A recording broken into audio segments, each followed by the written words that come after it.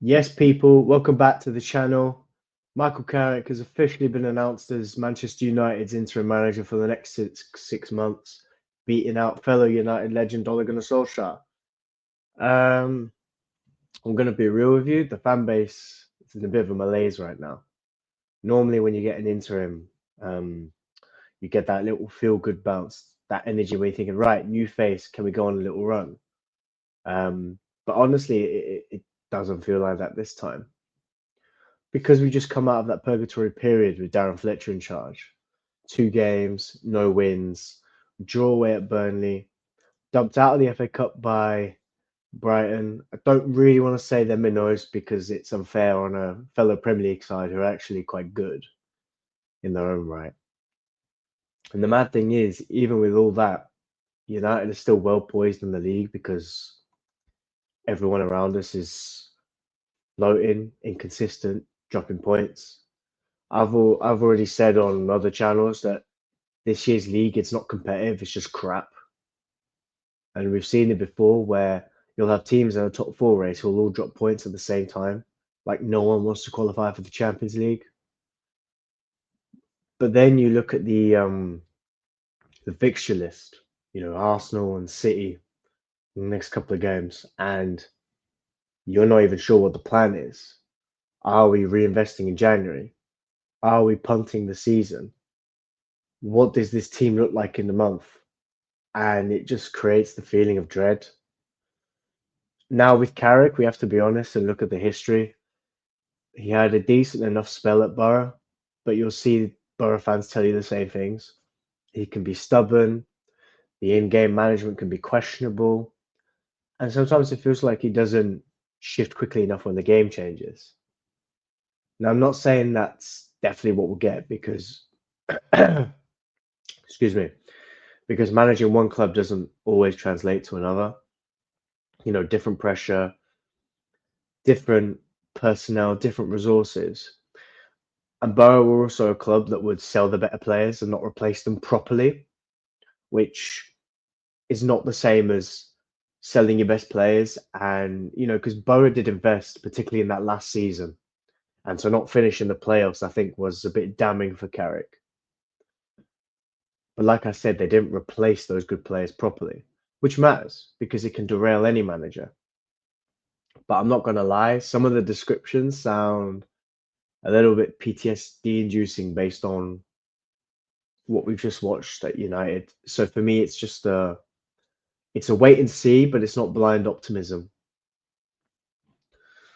We've also found out, more about his backroom staff, and this is where people are doing 1+1 = 9.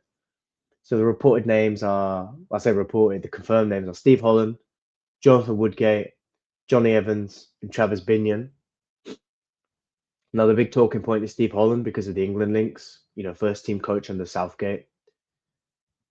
Because we've heard in the past some INEOS people like Southgate, people are now doing the conspiracy thing of Steve Holland is here, therefore Southgate is coming in the summer.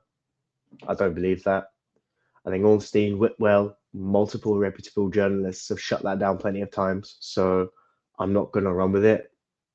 But it shows you the mood we're in as a fan base. People are that paranoid, they're connecting dots that aren't even on the same page. I remember a couple of years ago, you had certain United fan channels trying to say, look, trust me, I've heard news. They'll go Southgate. They'll go Southgate after 10. And even then, I was like, this has to be like fear baiting. Do you know what I mean? Like, oh no, it could get worse if we move on from Ten Hag. So maybe let's support Ten Hag because it could be Southgate. I'm not running with that. Now, I have a bigger concern, and it's not even Michael Carrick. It's the squad and January. Because I'm looking at rivals being proactive and United, we're in a more desperate situation and we still feel hesitant. I get that, January's hard. You pay a premium, clubs don't want to sell, and players need convincing. But United have holes in this team. We keep hearing the same names: Wharton, Anderson, Belieber, and we were hearing things about Semenyo last month. And here's the part people aren't clocking. United have lost a significant amount of money already this season. There's no Europe, We're out of cup competitions early. That's ticket revenue, TV money, general match day income. And for an ownership group that already looks penny pinching, plus trying to undo the Glazer era mess, how financially healthy are we going to be in the summer? Because we don't operate in a vacuum. If we want Wharton, Anderson, Baleba, we're bidding against other clubs as well. And if we sleepwalk through January, we risk falling out of the European places entirely, maybe scraping Conference League at best, or nothing at all. And some people say, I'd rather know Europe. But the truth is, Europe is an olive branch in recruitment.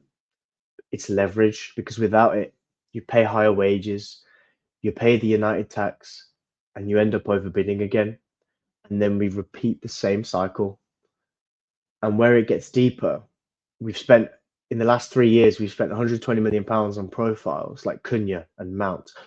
Good players, pedigree, yeah, but be honest with me, where's their best position? They're half and half players. They float between tens, 9.5s, wide midfielders, inside forwards, but they're not exactly pure creators, not exactly true wingers, not exactly strikers. And when you're constantly changing managers, 4-3-3, 4-2-3-1, back three, back four, you end up with square pegs and round holes again. And then you look at the knock-on effects. You sell Garnacho, you sell Rashford.